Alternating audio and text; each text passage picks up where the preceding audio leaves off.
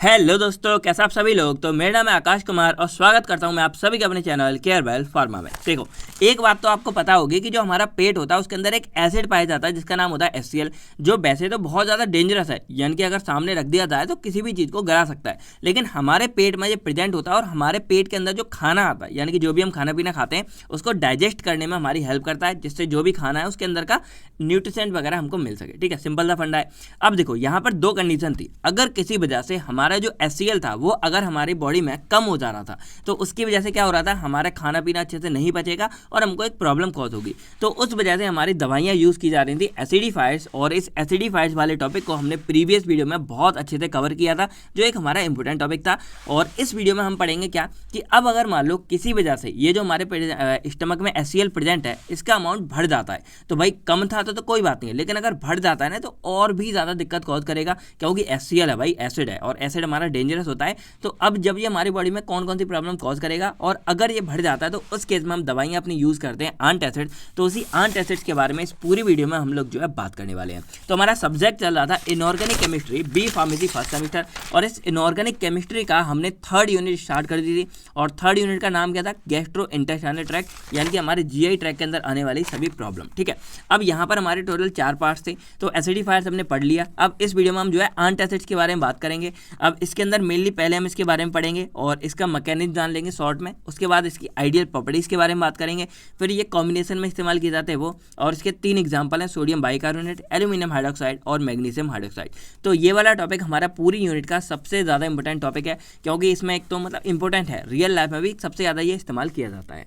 तो अब हम डायरेक्टली बात करें अगर एंटासिड्स के बारे में, तो अगर हम इस नाम को उठा लें, यानी कि अगर इस वर्ड को ही हम उठा लें तो ये वर्ड हमारा 2 पार्ट में टूट जाता है। पहला हमारे यहाँ क्या आता है, एंट। तो एंट वर्ड मेनली हमारा जो एंटी वर्ड होता है ना उससे बना हुआ है, और इधर हमारा आ जाता है एसिड्स। तो एसिड्स तो हमको पता है जो हमारा स्टमक होता है ना उसके अंदर जो हमारा गैस्ट्रिक एसिड प्रेजेंट होता है वही एसिड यहाँ पे लिया गया है, तो हम डायरेक्टली HCl भी इसको लिख सकते हैं।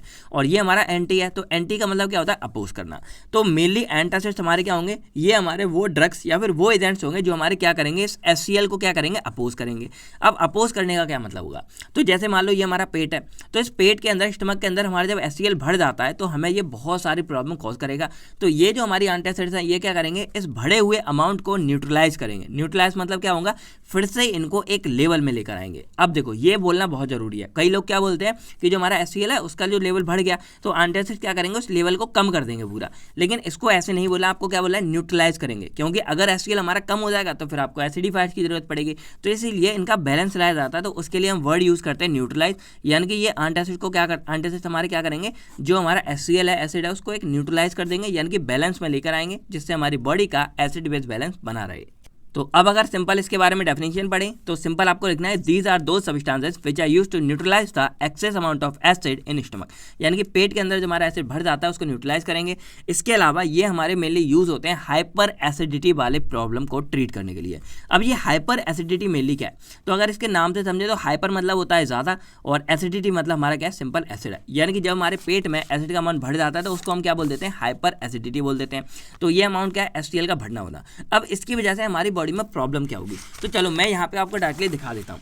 तो एक हमारे क्या हो सकता है कि अगर हमारे पेट में HCl बढ़ जाता है तो यहाँ पर हमारी इन्फ्लामेशन हो सकती है, क्योंकि HCl हमारा क्या करेगा, इन जगह को जला देगा, और बर्न की वजह से यहाँ पे क्या होगी, हमारी इन्फ्लामेशन कॉज होगी, और इस इन्फ्लामेशन की वजह से यहाँ पे हमारा पूरे में क्या हो जाएगी, दिक्कत हमको होने लगेगी। एक काम। सेकंड हमारा ये क्या करता है यहाँ पे कि हमको हार्ट बर्न कॉज कराएगा। हार्ट बर्न का सिंपल मतलब क्या होता है, देखो ये हमारा HCl यहाँ पे है। अब यहाँ पर जैसे हमारे ये HCl का अमाउंट बढ़ जाएगा तो ये हमारा थोड़ा सा ऊपर की तरफ भागेगा, और जब ये हमारा ऊपर की तरफ भागेगा तो यहाँ पे हमारा होता है एसिड रिफ्लक्स। एसिड रिफ्लक्स का मतलब क्या है, एसिड हमारा ऊपर जा रहा है, यानी कि नीचे सारा कुछ आता है लेकिन ये उल्टी दिशा में जाता है, और इसकी वजह से ये जगह हमारी जो आती है, जैसे हमारी जो चेस्ट होती है ना उसके बीच में आप देखोगे थोड़ी सी खाली जगह है नीचे, हार्ट के नीचे होती है, तो वहाँ पर ये हमारा यहाँ पे आने लगता है, और यहाँ पे हमारी जलन होती है बहुत तेज।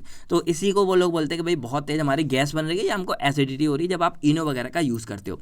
तो ये मेनली हमारी इसी HCl के बढ़ने की वजह से होती है, और इस केस में हम एंटासिड का यूज़ करते हैं, जैसे हम डाइजीन की गोलियाँ वगैरह खा लेते हैं या इनो वगैरह का यूज़ करते हैं, पुदीन नारंगी की गोलियाँ वगैरह यूज़ करते हैं।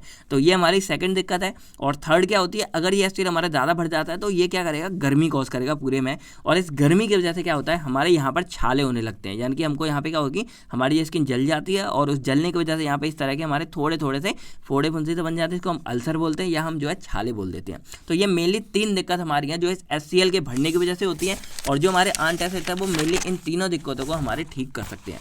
तो यहाँ पर आई होप आपको पूरा का पूरा इतिहास, ज्योग्राफी सब कुछ पता चल गया होगा इस एंटासिड के बारे में।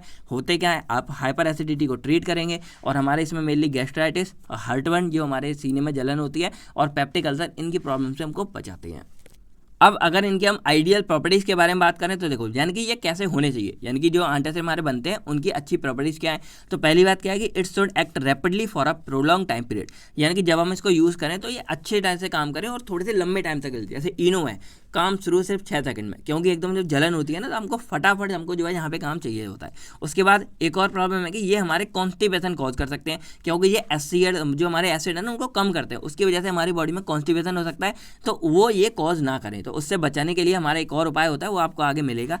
इसके अलावा जो ये हमारे एंटासिड है, इनका जो pH है वो हमारा एक रेंज में होना चाहिए 4 से 6 के बीच में, और 4 से 6 के बीच का मतलब है, बट इनके अंदर हम जो है कॉम्बिनेशन में यूज़ करते हैं तो इसका pH थोड़ा सा मतलब हाईली, यानी कि हल्का सा क्या रहता है, स्लाइटली बेसिक रहता है, यानी कि 7-8 के करीब हमारा पहुंच जाता है। इसके अलावा देखा जाए तो ये हमारा मेटाबॉलिक एल्कलोसिस कॉज नहीं करना चाहिए। अब देखो एल्कलोसिस मेनली क्या होता है, अगर इस नाम से हम समझें तो यहाँ का मतलब क्या होता है, बेसिसिटी, यानी कि ये जो हमारे होते हैं ये स्लाइटली बेसिक होते हैं, स्लाइटली बेसिक होते हैं, यानी कि पूरे बेसिक नहीं होते, और स्लाइटली बेसिक होने की वजह से क्या है कि ये हमारी बॉडी में बेसिसिटी कॉज कर सकते हैं, यानी कि एल्कलोसिस, तो वो कॉज ना करें। तो इसीलिए इनका pH हमारा हल्का सा मतलब एसिड के रेंज से और pH उससे बाहर नहीं होना चाहिए, ठीक है। इसके अलावा देखा जाए तो ये हमारे फूड एब्जॉर्प्शन जो प्रोसेस होती है उसमें कोई इंटरफेयर ना करें, तो ये इसकी कुछ आइडियल प्रॉपर्टीज़ हैं। अब इसका अगर शॉर्ट में हम मैकेनिज्म समझे तो कुछ भी आपको ज़्यादा नहीं लिखना है, बस क्या लिखना है कि दी सब स्लाइटली बेसिक, यानी कि हल्के बहुत क्या होते हैं, ये बेसिक होते हैं नेचर में, और उस बेसिक की वजह से क्या करते हैं, ये हमारे जो एक्सेस अमाउंट ऑफ एसिड है उसको न्यूट्रलाइज कर देते हैं, और उसको न्यूट्रलाइज करके हमारा एसिड बेस बैलेंस मेंटेन करते हैं। जैसे हमारा ये है, मान लो HCl हमारा बढ़ रहा है, तो जैसे ये हम एंटासिड यूज़ करेंगे, ये यहाँ जाके क्या करेगा, जो HCl एक्स्ट्रा वाला है उसको के साथ रिएक्ट करेगा और उसको न्यूट्रलाइज कर देगा, और जब वो न्यूट्रलाइज हो जाएगा तो जितना HCl हमको चाहिए था सिर्फ उतना ही बचेगा, एक्सेस अमाउंट वाला HCl हमारा न्यूट्रलाइज कर देगा कौन, एंटासिड। अब इसके कुछ एग्जांपल हैं, जैसे हमारा सोडियम बाइकार्बोनेट, एल्यूमिनियम हाइड्रोक्साइड या फिर मैग्नीशियम हाइड्रोक्साइड है, ठीक है, ये इसके कुछ एग्जांपल्स हैं। अब यहाँ पर अगर हम इसके क्लासिफिकेशन के बारे में बात करें तो ये मेनली हमारे 2 टाइप्स में डिवाइड होते हैं, एक हमारे होते हैं सिस्टमैटिक एंटासिड और एक हमारे होते हैं नॉन सिस्टमिक एंटासिड। तो सिस्टमिक का मतलब क्या होता है, देखो आपको बताया कि जो भी हमारे ब्लड के अंदर एब्जॉर्ब हो जाते हैं तो वो हमारे सिस्टमिक है, और जो ब्लड के अंदर एब्जॉर्ब नहीं होते वो हमारे नॉन सिस्टमिक है। अब ये काम कैसे करते हैं, तो सिस्टमिक का काम क्या होगा कि जैसे ही हम इसको यूज़ करेंगे हमारे पेट में जाएगा, और पेट में जाने के बाद तो इंटेस्टाइन से जाके थोड़ा सा हमारा ब्लड में एब्जॉर्ब हो जाएगा, और उस पूरे ब्लड में एब्जॉर्ब होने के बाद वो पूरे ब्लड के थ्रू अपना टारगेट एरिया पे आके असर दिखाएगा, और इससे एक तो उसको टाइम लगेगा, और दूसरा पूरी बॉडी में जब जाएगा तो हमको एल्कलोसिस जैसी प्रॉब्लम हो सकती है। क्यों हो सकती है, क्योंकि भाई हमको केवल पेट के अंदर का HCl डाउन करना था, लेकिन जब वो पूरी बॉडी में जाएगा तो भाई हमारा बाकी जगह का भी थोड़ा सा pH बेसिक करेगा, और उसकी वजह से हमको प्रॉब्लम कॉज हो सकती है एल्कलोसिस, यानी कि बेसिसिटी बढ़ सकती है। अब जो नॉन सिस्टमिक वाले हैं ये हमारे काफ़ी अच्छे होते हैं और अच्छा इफेक्ट शो करते हैं। क्यों, क्योंकि जब ये हमारे पेट में आते हैं तो ये वहीं के डायरेक्ट HCl के साथ रिएक्ट करेंगे, और उस HCl को हमारा क्या कर देंगे, डाउन कर देंगे, और उसकी बेसिसिटी वगैरह पूरी हमारी कम, मतलब उस HCl की एसिडिटी को कम कर देते हैं। तो इस तरह ये वाले हमारे यहाँ पे काम करते हैं, ठीक है, सिंपल सा फंडा है। एग्जांपल हमारे सिस्टमिक वाले सोडियम बाइकार्बोनेट, और नॉन सिस्टमिक में हमारे एल्यूमिनियम एंड मैग्नीशियम हाइड्रोक्साइड आते हैं, और ये मेनली हमारे बेस होते हैं, ठीक है, और ये थोड़ा सा हमारा न्यूट्रल बेस में आ जाता है।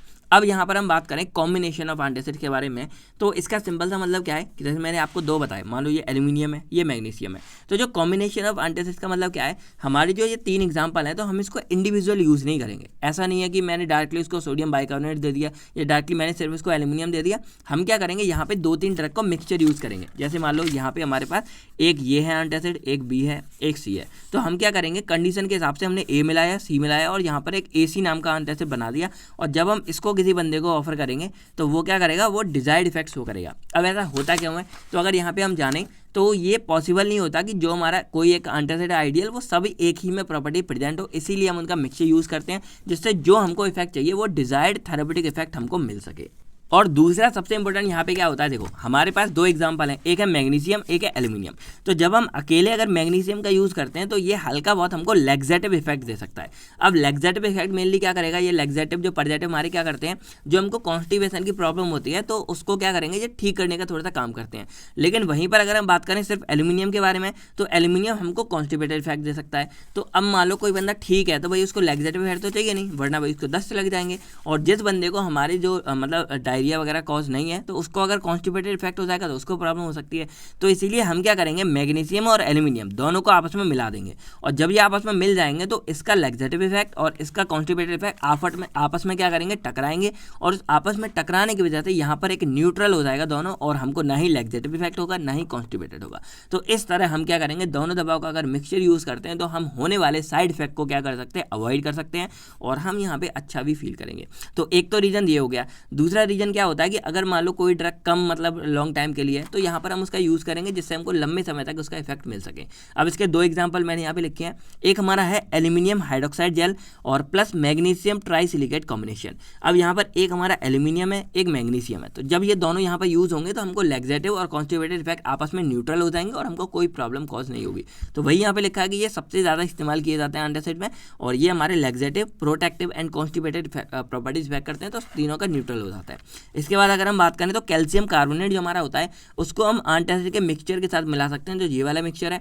तो इससे हमारा क्या हो जाएगा, हमारा जो इफेक्ट था वो हमारा एक प्रोलॉन्ग टाइम के लिए दिखेगा, यानी कि हमको लंबे समय तक उसका इफेक्ट दिखेगा, और रैपिड ऑनसेट ऑफ एक्शन, यानी कि एकदम फटाफट हमको इफेक्ट देखने को मिल जाता है। तो बस अब हमारा जो थ्योरिकल पार्ट था वो यहाँ पे एक तरह से कंप्लीट हो गया। हमने पूरा का पूरा इन एंटासिड्स के बारे में पढ़ लिया, क्या था इनकी आइडियल प्रॉपर्टीज़, क्या थी, मैकेनिज्म क्या था। अब इसके 3 एग्जांपल थे, हम तीनों को एक एक करके यहाँ पे देखने वाले हैं। बाकी कॉम्बिनेशन भी आपने समझ लिया होगा और क्लासिफिकेशन भी समझ लिया। ये थोड़ा सा लॉन्ग है, अगर ये 10 में आता है तो आप सबके बारे में थोड़ा थोड़ा लिख के आ सकते हो, या फिर जो क्वेश्चन में स्पेशल पूछा था वही आपको जो है लिख के आना है। चलिए, तो यहाँ पे पहला हमारा ड्रग आता है सोडियम बाइकार्बोनेट।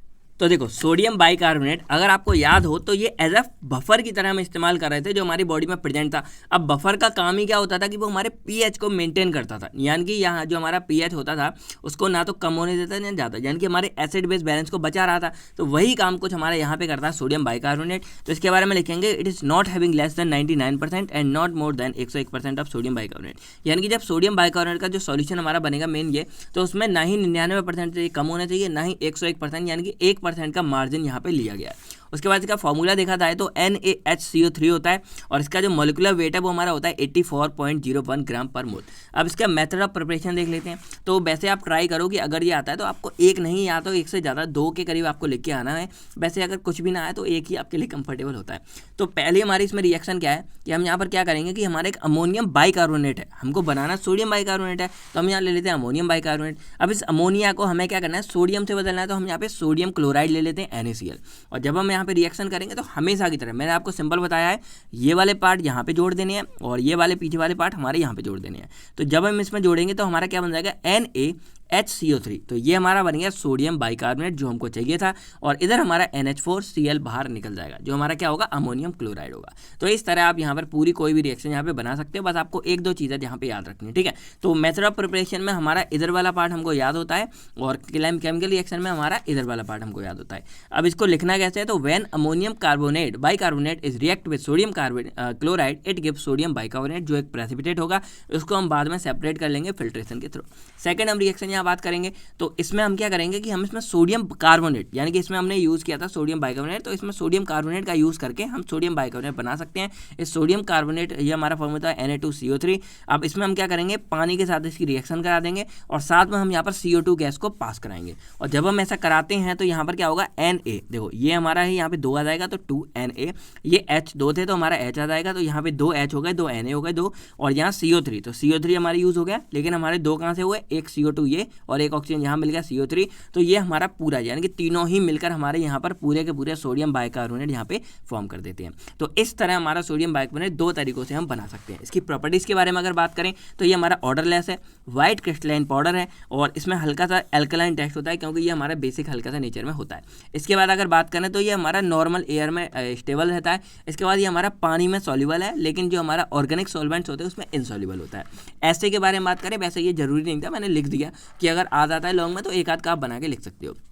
तो इसके लिए सिंपल क्या करना है, 1 ग्राम आपको सोडियम बाइकार्बोनेट लेना है, उसको वेट करके 20 ml पानी में मिला देना है। अब उसके बाद जो हमारा रिजल्टेंट मिक्सचर बाद में आप इसको 50 ml तक करके आपको 0.5 NH2SO4 के साथ में उसकी टाइट्रेशन करानी है और मिथाइल ऑरेंज को आप एज ए इंडिकेटर यूज़ करेंगे। और बस यही हमारा सिंपल मैंने लिख दिया, मतलब आपके एज ए फॉर्मेलिटी की तरह आपने ये लिखा, क्योंकि जब तक इन ड्रग के ऊपर ऐसे स्टार ना लगाओ तब तक आपको इनके बारे में ऐसे वगैरह और केमिकल रिएक्शन लिखने की इतनी जरूरत नहीं है, ठीक है।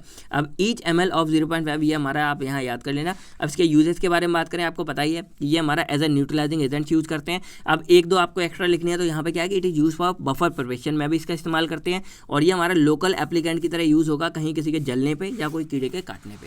सेकंड हमारा आता है एल्यूमिनियम हाइड्रोक्साइड जेल। अब इसमें सिंपल क्या है कि जो हमारा एक तरह से ये मिक्सचर टाइप होता है, तो इसमें जो एल्यूमिनियम ऑक्साइड हमारा होता है जो Al2O3 है, ये हमारा 3.5% और 4.4% इनके बीच में ही होना चाहिए।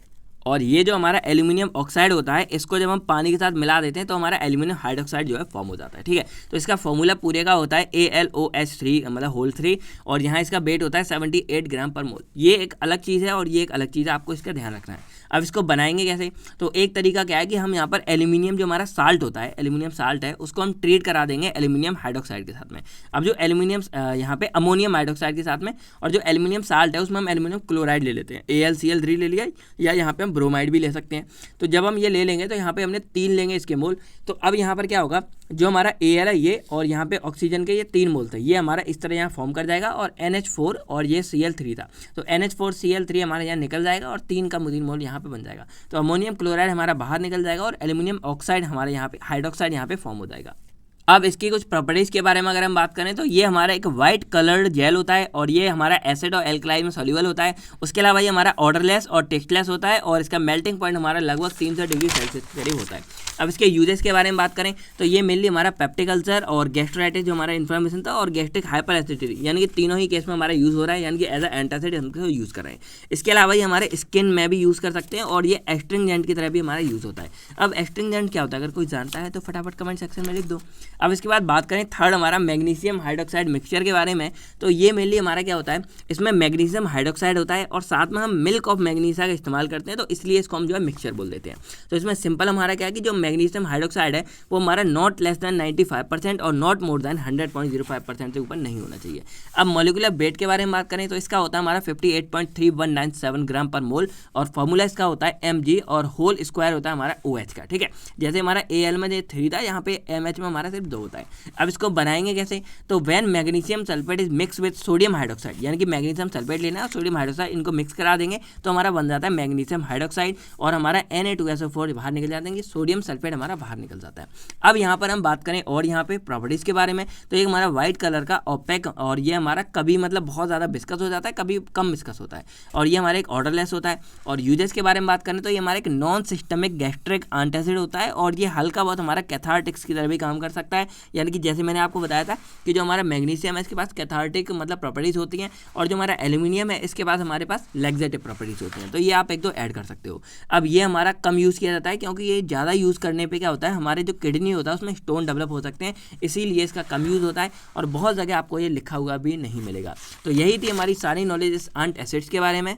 तो आई होप आपको ये वीडियो समझ आ गई होगी। अब आपको ये वीडियो कैसी लगी कमेंट करके बताओ। बाकी आपको एंट एसिड की डेफिनेशन कमेंट सेक्शन में लिखनी है और इस वीडियो को लाइक करना और इस चैनल को सब्सक्राइब करना। थैंक यू, टेक केयर, अपना अपनी फैमिली का ख्याल रखिएगा। बाय बाय दोस्तों, जय हिंद दोस्तों।